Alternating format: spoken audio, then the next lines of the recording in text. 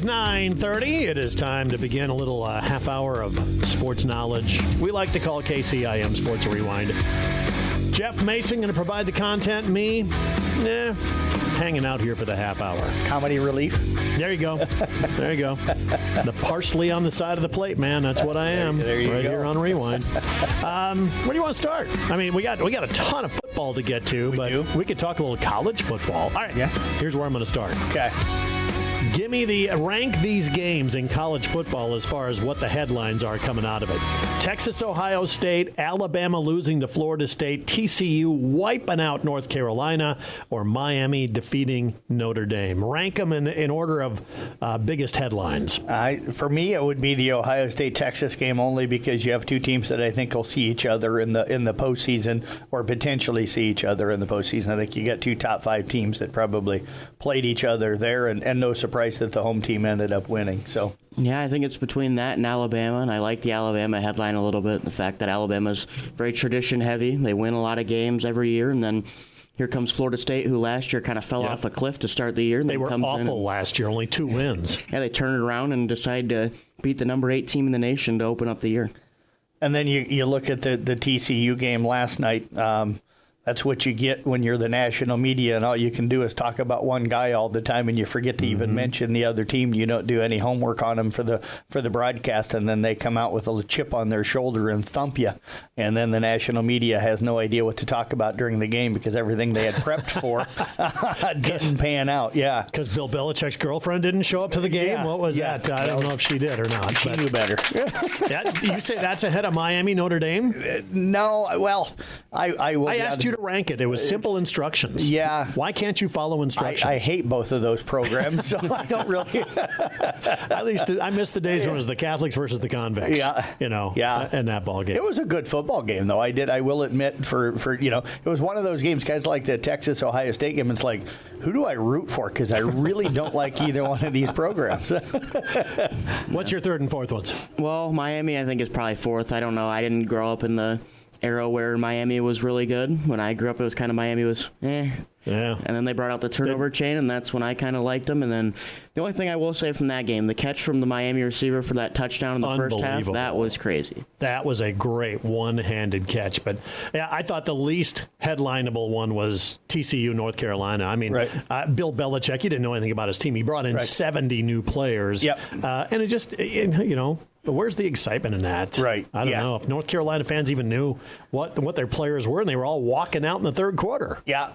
Well, I think they just anticipated Belichick would come in because he had won for a while in the NFL, and he's a great coach. So it's not going to sound like I'm taking things away from him. I thought he did a good job when he was at Cleveland years and years ago, but he won a lot with Tom Brady. Didn't win so much after Tom Brady left in New England. So, to just think he was going to walk into North Carolina and build them immediately into an ACC and a national power just means you weren't paying a lot of attention. So, yeah. All right, so are you ready for my least favorite sports person of the week? Okay. It is Matt Campbell of the Iowa State Cyclones. Congratulations, Matt. What? He blew up my USD Coyotes over the weekend. Come on. And then he goes out and lets Conradi do this. Here we go. Conradi, the long field goal try. End over end. It's good. Kyle Conradi hit a school record 63-yard field goal. Unbelievable. Yeah, thanks for that salt in the wound there, Matt. Right before halftime, really? You had to do that? If he does that against Iowa, I'd be stunned. But it was USD, and they were dominating the game. So he's like, yeah, go ahead, kick. I don't care. Well, now that he showed that he has the range, if you're in range, I would try it this coming weekend. But I would not do that against Iowa. No? Not a chance. You think they block it? Their special teams are way too good. Yeah. The thing I thought was interesting with that kick, though, was his reaction and the smile he had on the sidelines after he knew that it was going to be good. You don't see coaches have that kind of a reaction very often. Least favorite person of the week. That had to be hard for you because you cheer for Iowa State pretty much every week, but that 1 week of the year, That is the only time I will ever cheer against Iowa State is right there if they played USD. And so it's the rare time they would ever do that. So that's out the window. But Iowa Hawkeyes didn't look great. right, Mason. What are you talking about? It's the greatest show on turf, part 2 with Iowa this year. Did I see that Kate McNamara is still playing college football? Yeah, I think it's somewhere? like UTEA or something weird. And it was him and the North Carolina quarterback from last year battling out for week 1. I'm like, that's got to be the battle of 2 of the worst quarterbacks from Division I football last year. Gronowski made his debut. I mean, I don't know if he's in a lose-lose situation there at Iowa. Yeah, I mean, you look good and everyone says you're playing Albany. You look bad and everyone says, well, you're playing Albany and you look bad. So, I mean, and then I thought he got hurt when he had the double leg whatever go out and on in the end zone. I was like, well, there goes our quarterback for the season. Ouch. It's rough days right now. They didn't look good, but, it's that whole week 1, week 2 thing. Yep. They're going to make vast improvements. Fox Big Noon kickoff is coming to Ames on Saturday for that game. It kicks off at 11 a.m. So, quick predictions. What do you think? Iowa State by 40. Mason? Realistically, Iowa. And then I think it's going to be a pretty close game, though. I think it's going to be pretty close. I think maybe a 3 or 4 point game. But I think Iowa State has better offense. Their defense is improved. They've got they have 2 games under their belt already. Right. So I think that gives them a big advantage. Yeah, and I think it'll be tight. It'll probably be low scoring. I would say 20-14, 20-17, somewhere in there for Iowa State. So. Yeah, defenses are too good on those ones. Yeah. So there you go. There's our little chat about college football going on. Now we got the pros. And by the way, why does the NFL hate America? They literally hate America. They're making us watch the Dallas Cowboys on Thursday night. You're kidding. Oh, Cowboys at the Eagles. Ugh. It's going to get ugly. Well, hopefully the Eagles stump them, and then it'll be enjoyable. Micah Parsons will be laughing. Yeah, what a crazy situation that is. No kidding. I don't like that at all. I'm a Bears fan. I thought this was the year where he could possibly sneak out 10 games and beat the Packers. And then I see that you add another Infinity Stone to a team that I hate. So I'm like, why? Of all teams, we have why that the in Packers? common. We both hate the Packers. Yeah, I'm like, of all teams, why the Packers to give Micah Parsons to? Trade him to the AFC or trade him to somebody that you can get more out of. They got Kenny Clark and 2 first-round picks because Jerry Jones said that Kenny Clark stuffs the run better. I'm like, I don't know if he's blind to who Micah Parsons is. Tell you, I don't hate that trade for Dallas. No, it could be the next Herschel Walker trade for Dallas. Yeah, they get a lot of picks. Instead of giving this guy a monster contract and having that and Dak Prescott taking up 50% of your payroll, I mean, you get 2 first-round picks, some cheap young talent if you do it right, but I don't think Jerry Jones will do it right. No, he doesn't have Jimmy Johnson to help him this time. No, not at all. So I don't hate the trade for them. It's just what they do with it from here. I will say this. I learned something about Mason today. I did not know that he was a big Avengers fan, but the moment he threw out Infinity Stones. I'll tell you, that's one thing you'll never know about me. I like the Marvel stuff a lot. You do? Okay. All right. I already know that I'm going to disagree with you on the Bears thing. I grew up with Bears fans in my family, and, man, that is the one team that my Vikings cannot lose to on Monday night. Trust me, the last time the Bears were successful was a couple days after when I was born. I haven't seen them be successful since. All right. Well, let's keep that streak going. Shall we? Are you two going to get along on the Tuesdays after you play? We'll see next rewind how that goes. I think JJ's going to show up for this one. I think he's going to show out. Yeah, they're Monday night next week, aren't they? Mm-hmm. Yeah, that'll be a great Tuesday morning. Got to wait morning. to every other game before we finally get to see JJ McCarthy take the field. Let's talk high school football. Biggest headline coming out of the weekend. What do you think, Mason? There was a lot of them. I think Audubon beating Remsen St. Mary's the way they did is up there, and then I think the way that Glidden Ralston had won is up there. They kind of walk it off, and they were down 20-6 going into the fourth quarter. They put up 16 in the fourth quarter with a last-second touchdown and 2-point conversion, and kind of stunned St. Edmunds in that way, and they walk it off to win 22-20.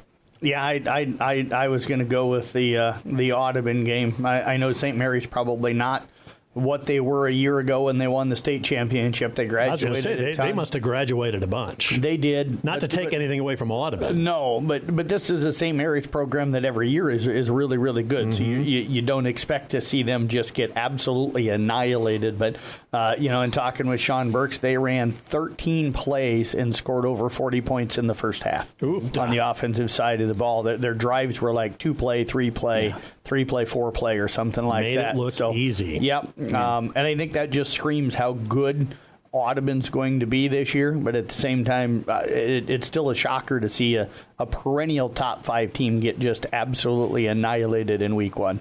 Yep. Nice to see South Central Calhoun bouncing back with a nice win, week 1, 20-14. And that's a good win over a good program in Earlham. If I remember right, they scored, about 5-6 minutes to go to take the lead there? It was back and forth. I think it was like 7-0 and then 7-7, then 14-7, 14-14. Then Earlham had scored, and then 4 minutes left in the game.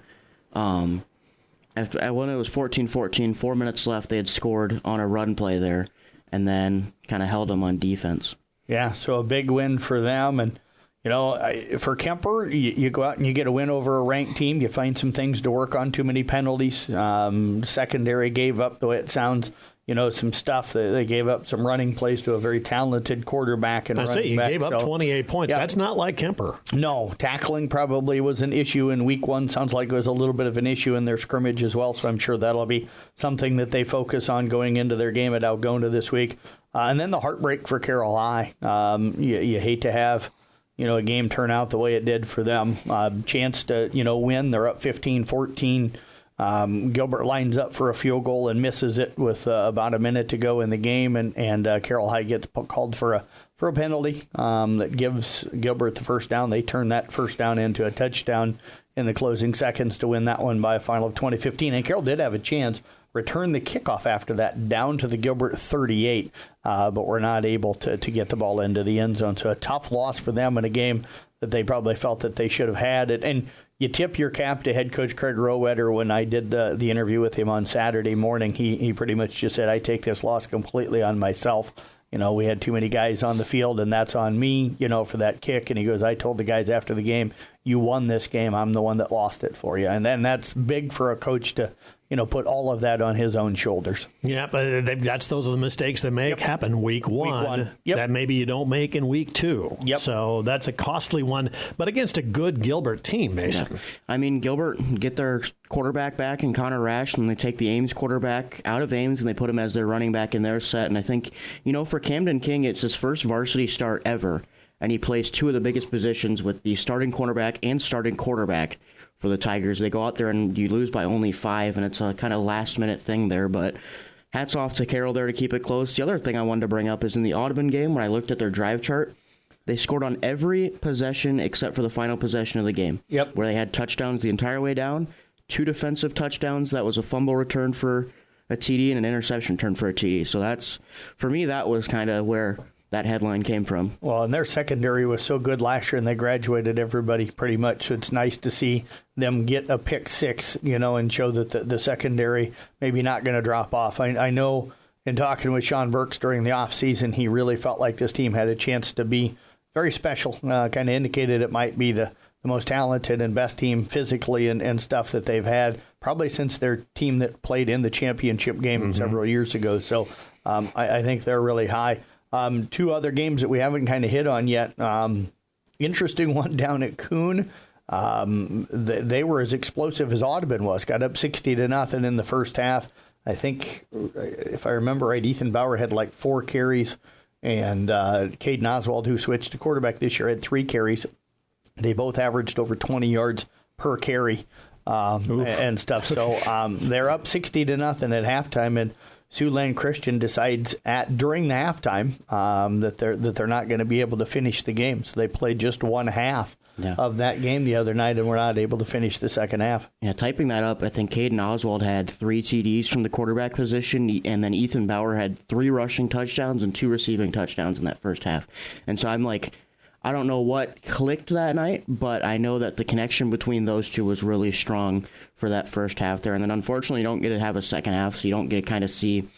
As a coach, I can see why, you're up 60-0, and Siouxland Christian obviously doesn't want to have anyone hurt or anything happen there, so maybe it's just not worth it for them. But for Coon Rapids, you lose out on a half of film that you could look at and kind of see what you need to fix going into week 2. You need that game experience. I mean, that's where it's at. And IKM Manning gets a good win in week 1 at the expense of East Sac County, and Arweva just didn't have it on Friday night. Yeah, we'll start. I did the ESAC IKM Manning game with Carson Schmidt not playing for ESAC County right now. You took away their leading rusher and leading receiver coming back from last season. That really hurt them offensively. I'm not saying they win the game if he plays, but I think they're probably more competitive offensively. Weston Julin was making his first ever start. I think the thing that surprised me a little bit was that how ICAM Manning won the trenches. ESAC was, considered to have a strong offensive and defensive line coming back this year, but I think ICAM Manning really dominated the trenches and won that game in the trenches. So that'll be something that ESAC will have to focus on.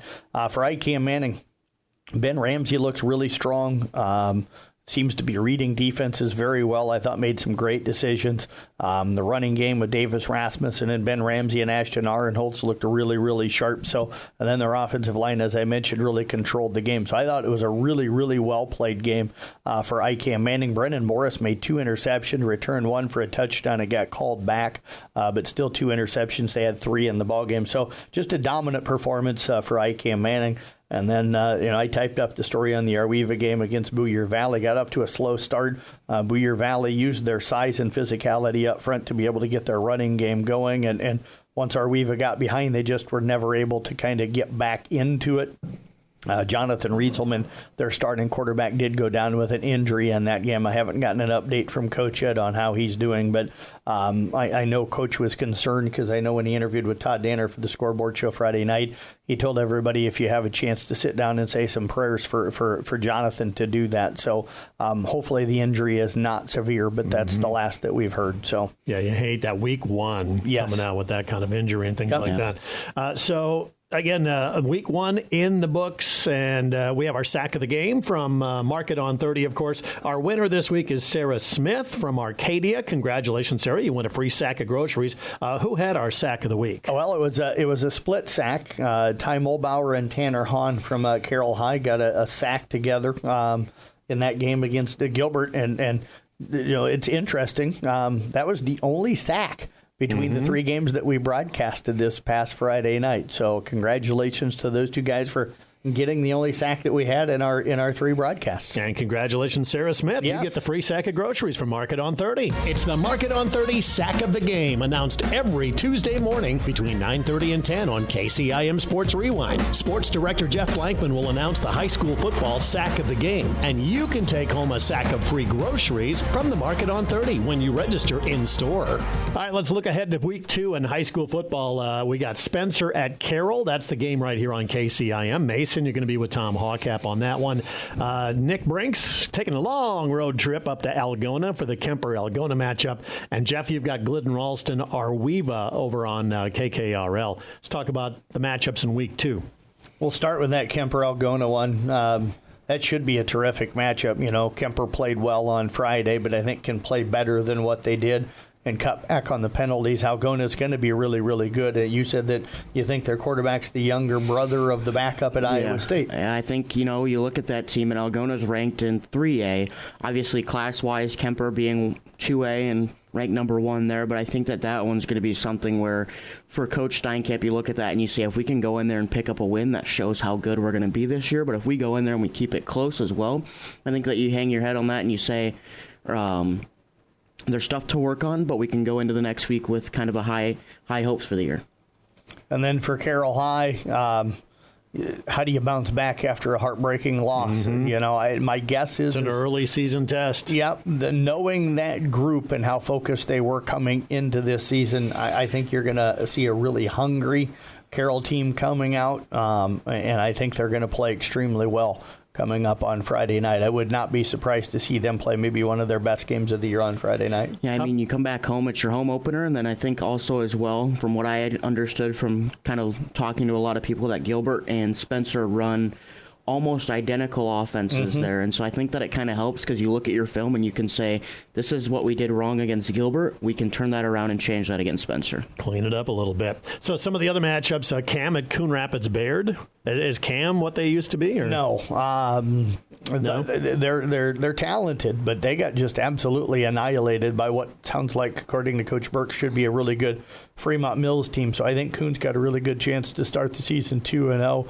I like the change of putting Ethan Bauer in at Caden Oswald in at quarterback. You put your best athlete and you put the ball in his hands. He's throwing the football pretty well. Didn't have to throw it a lot, but threw 3 times and threw 2 touchdown passes the other night in that game against Siouxland Christian. So, but it'll be more of a test for them than what Siouxland Christian was. But I think Coon still has a chance to roll in that game. Audubon Griswold, St. Albert at IKM Manning. There's a couple of different matchups. Yeah, Audubon hasn't played Griswold since they were 11-man, so it's been a while.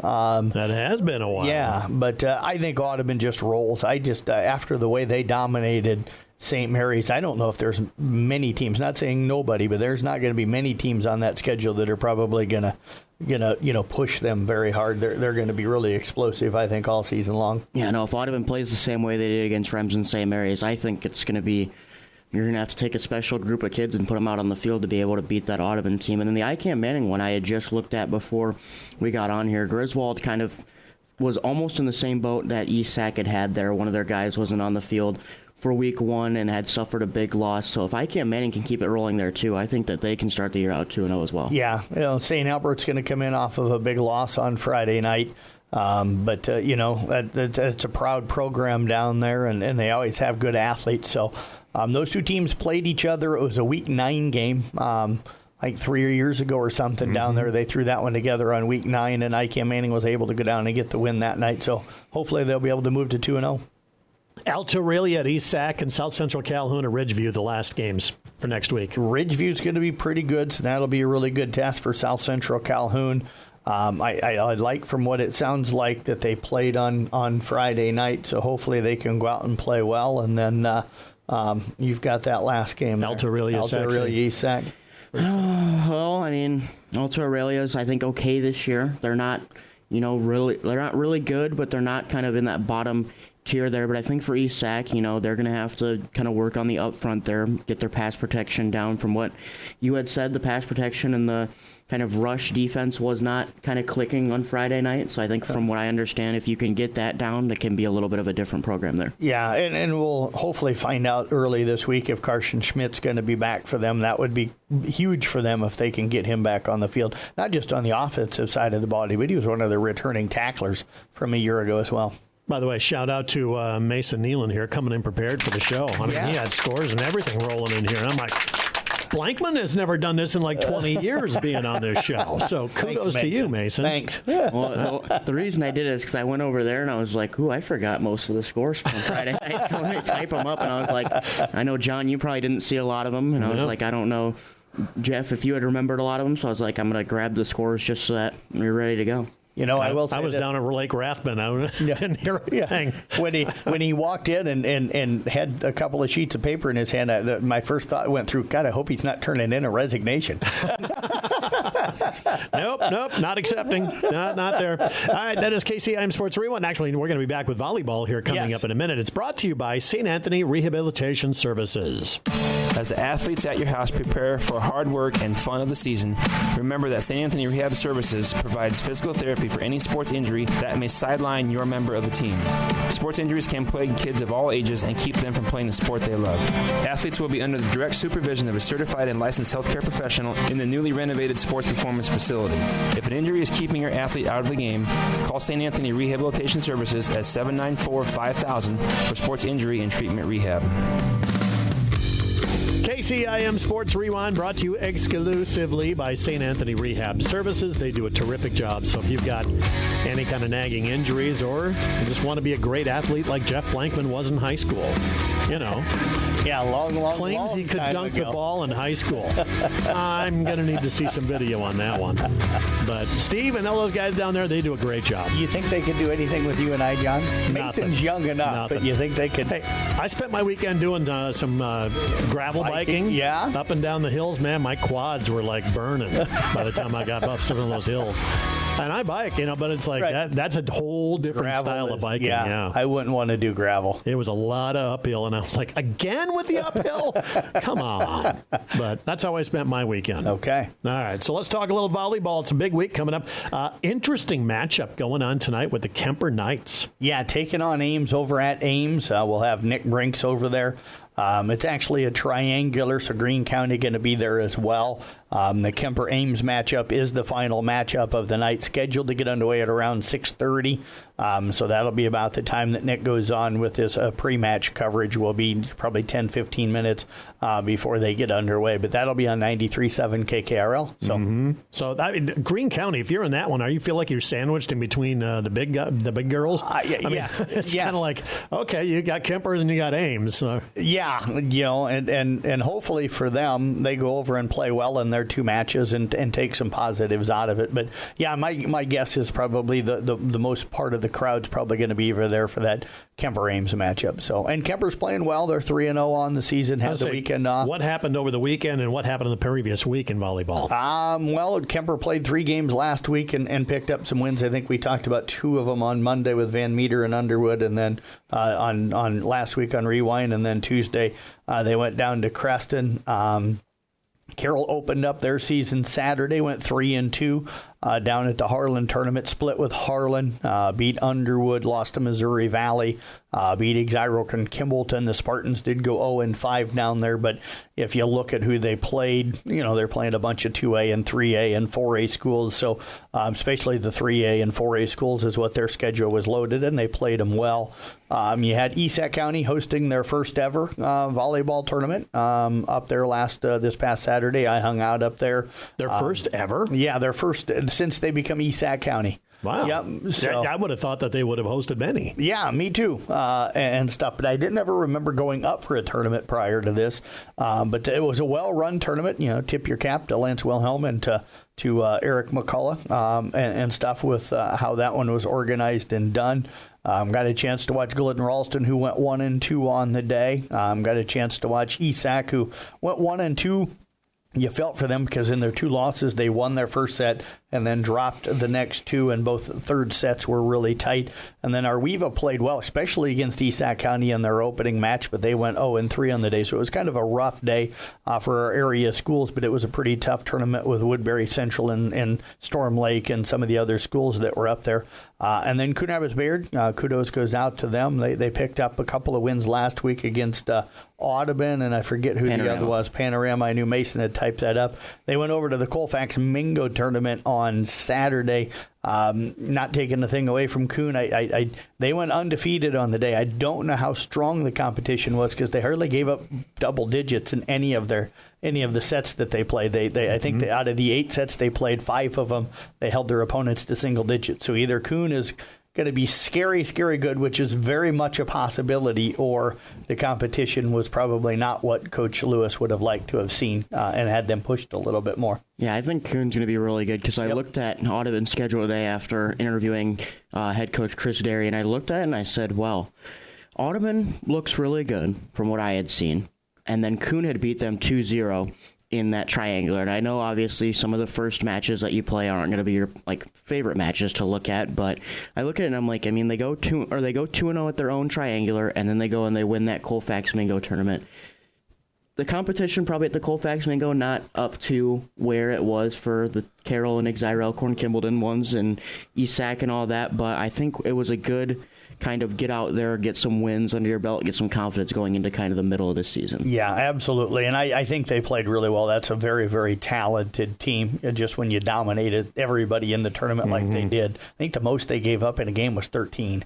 And stuff. So it just makes you wonder. But, it's good for them. They're sitting 6-0. I think the interesting one for me tonight, Glidden Ralston's now got 4 matches under their belt. ICAM Manning wasn't scheduled to open up until next week, but luckily Glidden needed a match, and ICAM Manning wanted to try and get something a little earlier. So those two have gotten together, and they're going to play tonight down in Manning. So ICAM Manning will open up the season tonight. I think that's a team that's got a potential to be pretty good this year as well. South Central Calhoun played the other night. I know you had a chance to type those up, if I remember right, because I think that was when I was down in Kansas City. yeah, you're going to leave me again and go to Winterset tonight. But, I mean, At least tonight I'm working, right? He just wants to go see the cover bridges. That's all. Take his selfies there. Yes. So, by the way, the ESAC tournament, if you got Lance Wilhelm organizing, man, it's going to be organized. I'm telling you. It was organized, yeah. He's going to organize the you-know-what out of it. Yes. So, good guy. Yeah, he is a very good guy. And they're going to be hosting their first ever as ESAC County cross-country meet coming up Thursday over at, is it Spring Valley Golf Course? That's to the east there of the Lakeview and Wall Lake area. So I'll be heading up for that one on Thursday as well. So. All right. So anything else to mention? I know that you guys have it all written up on the website and on the Sports Mobile app since it's the beginning of the fall sports season. Tell people where to find all the write-ups, all the action after the games are over. Yeah, so you can just go to the main webpage at sports.1380kcim.com. We literally type them up on the Brinks Exterior Sports Report. If you want to look for your school, you can go to the school's drop-down menu and just click on your school, and everything that we've typed up or done interviews with your school will be there. Same thing with sports. If you want just volleyball or just football, you can go to those.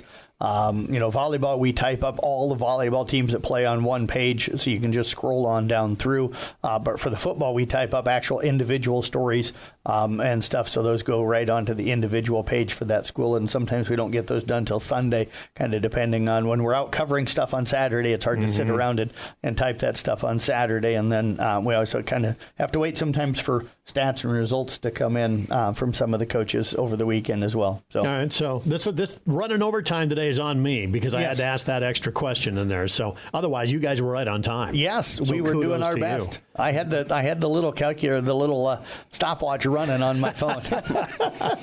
Yeah, it's once again just another overtime session of KCIM Sports Rewind. For Mason Nealon, Jeff Blankman, I'm John Ryan. Catch a podcast of this show available on the website in moments.